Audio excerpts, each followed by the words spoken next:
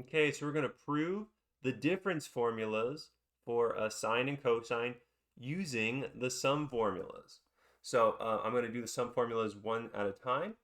So remember, sine of alpha plus beta is equal to sine alpha cosine beta plus sine beta cosine alpha. So we're going to use this in order to prove the difference formula.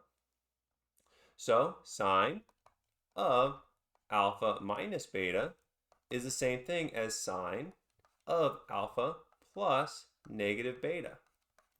And now that we have the sum of two angles, this is equal to sine of alpha cosine of negative beta plus sine of negative beta cosine alpha.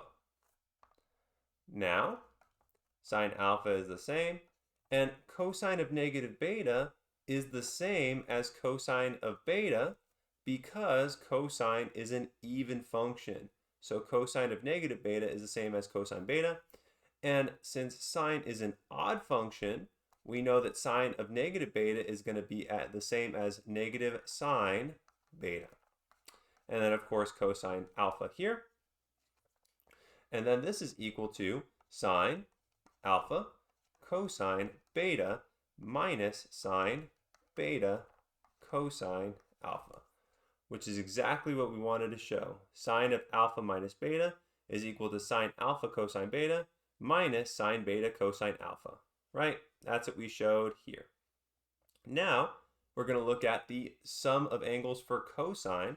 Remember, cosine of alpha plus beta is equal to cosine alpha cosine beta minus sine alpha sine beta, right?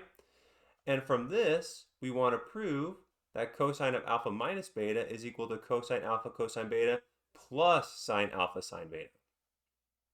We're going to use the same trick as we did for sine.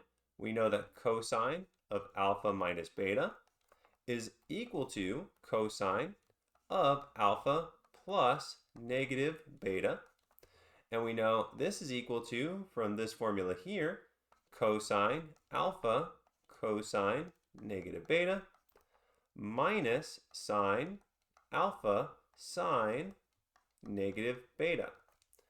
And now we know this is equal to cosine alpha, and then cosine of negative beta will just be cosine beta because cosine is an even function, and then minus sine alpha.